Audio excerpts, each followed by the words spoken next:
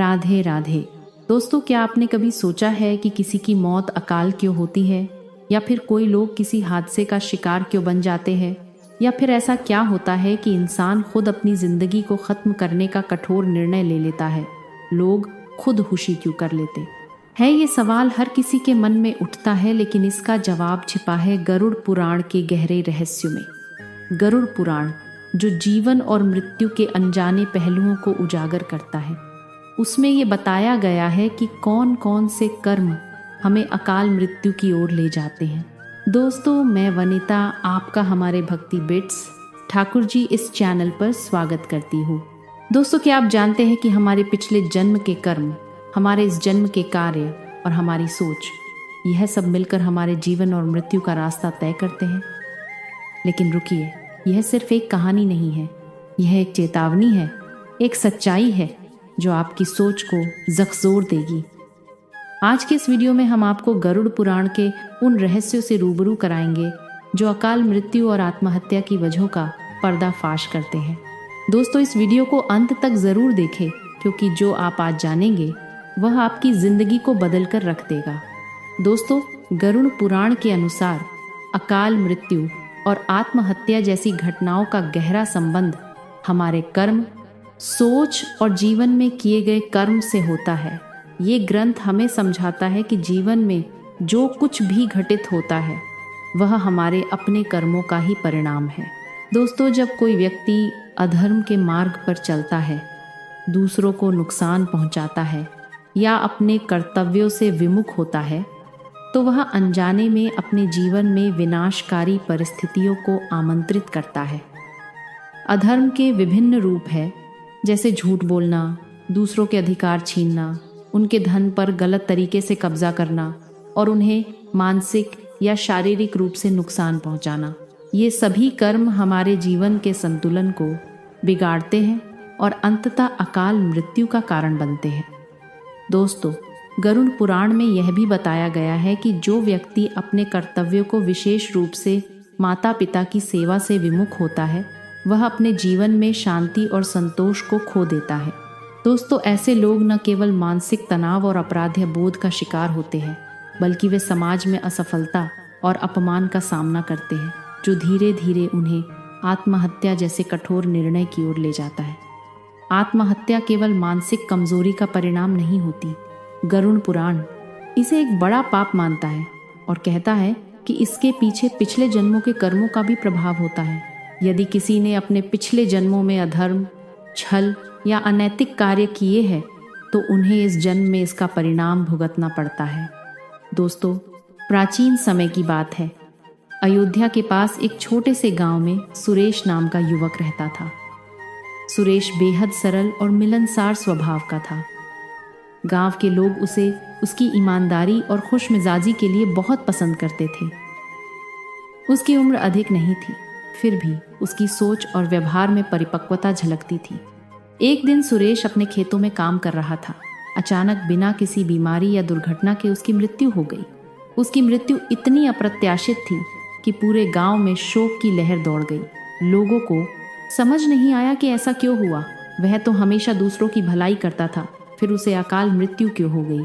मृत्यु के बाद सुरेश की आत्मा जब अपने शरीर को छोड़कर यमलोक पहुंची, तो वह बहुत घबराई हुई थी। वह यमराज अपने सिंहासन पर विराजमान थे। यमदूतों ने सुरेश की आत्मा को यमराज के सामने पेश किया। सुरेश ने हाथ जोड़कर पूछा, हे धर्मराज, मैंने अपने जीवन में कोई पाप नहीं किया, फिर मेरी इतनी जल्दी मृत्यु क्यों हो गई? यमराज ने गंभीर स्वर में उत्तर दिया, सुरेश, तुमने इस जन्म में भल ही पाप न किए हो, लेकिन तुम्हारे पिछले जन्म के कर्म तुम्हारी अकाल मृत्यु का कारण बने हैं। हर आत्मा को उसके कर्मों का फल भोगना पड़ता है। अब मैं तुम्हें तुम्हारे पिछले जन्म के कर्म दिखाता हूँ। दोस्तों, तब यमराज ने सुरेश को उसके पिछले जन्म की कहानी दिखाई। पिछले जन्म में वह एक शक्तिशाली जमींदार था। उसका नाम राजा वसुदेव था। वसुदेव ने अपनी शक्ति और धन का अत्यधिक दुरुपयोग किया। वह गरीब किसानों से जबरदस्ती उनकी जमीनें छीन लेता था। उसने कई निर्दोष पशु की हत्या की और उनका मांस अपने भोज के लिए इस्तेमाल किया। दान पुण्य के नाम पर उसने कभी किसी की मदद नहीं की, बल्कि जो लोग उससे सहायता मांगने आते उन्हें अपमानित करके भगा देता था। अपने स्वार्थ के लिए उसने कई बार झूठे आरोप लगाकर निर्दोषों को दंड दिलवाया। दोस्तों, यमराज ने कहा, तुम्हारे इन्हीं पापों के कारण तुम्हें अगले जन्म में अकाल मृत्यु का सामना करना पड़ा, लेकिन तुम्हारे पापों का पूरा दंड अभी बाकी है। तुम्हारी आत्मा को नरक में इन पापों के लिए कठोर सजा भुगतनी होगी। दोस्तों, गरुड़ पुराण में यह भी कहा गया है कि आत्महत्या करने वाली आत्मा को शांति नहीं मिलती। ऐसी आत्माएं अधूरी इच्छाओं और अपूर्ण कार्यों के कारण भटकती रहती है। उन्हें बार बार जन्म लेना पड़ता है और हर जन्म में पहले से अधिक कष्ट झेलना पड़ता है। इसी प्रकार जो लोग दूसरों का अपमान करते हैं, उनके अधिकार छीनते हैं या झूठे और अनैतिक कार्यों में लिप्त होते हैं, वे भी अकाल मृत्यु का शिकार बनते हैं। दोस्तों, प्रकृति अपने संतुलन को बनाए रखने के लिए ऐसे व्यक्तियों को जीवन से बाहर कर देती है ताकि उनकी आत्मा को सुधार का एक और अवसर मिले। हालांकि गरुड़ पुराण न केवल चेतावनी देता है बल्कि समाधान का मार्ग भी दिखाता है। गरुड़ पुराण के अनुसार अकाल मृत्यु और आत्महत्या के पीछे हमारे पिछले जन्म के कर्म, वर्तमान जीवन के कार्य और सोच का गहरा प्रभाव होता है। अधर्म, दूसरों को नुकसान पहुंचाना, कर्तव्यों से विमुख होना अकाल मृत्यु का कारण बनते हैं। आत्महत्या को बड़ा पाप माना गया है, जो पिछले जन्मों के कर्मों का परिणाम होती है। सुरेश नामक युवक की कहानी से यह स्पष्ट होता है कि पिछले जन्म के पापों के कारण वर्तमान जन्म में अकाल मृत्यु होती है और आत्मा को नरक में सजा भुगतनी पड़ती है। गरुड़ पुराण सही कर्म, सकारात्मक सोच और दूसरों की भलाई के मार्ग पर चलने का सुझाव देता है ताकि अकाल मृत्यु और आत्महत्या से बचा जा सके और जीवन को सुखद एवं शांतिपूर्ण बनाया जा सके। जीवन अनमोल है, इसे सही दिशा में जीने का प्रयास करना चाहिए।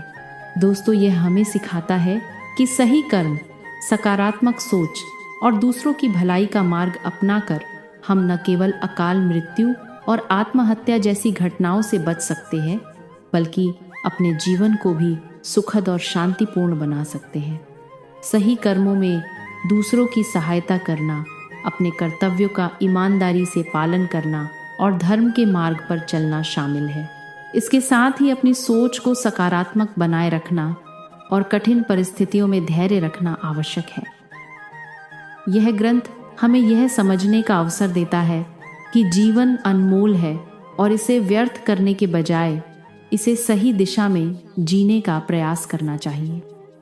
तो दोस्तों, अब आप जान चुके हैं कि गरुड़ पुराण के अनुसार कैसे हमारे कर्म और जीवन की गलतियां अकाल मृत्यु का कारण बनती हैं। यह ज्ञान सिर्फ सुनने के लिए नहीं, बल्कि अपनी जिंदगी को सही राह पर लाने के लिए है। वीडियो आपको अच्छी लगी हो तो लाइक ज़रूर करें और अपने दोस्तों और परिवार के साथ शेयर करें और हमारे चैनल को सब्सक्राइब करना ना भूलें, ताकि ऐसे ही नई नई वीडियो की जानकारी आपके लिए लाती रहूं। धन्यवाद।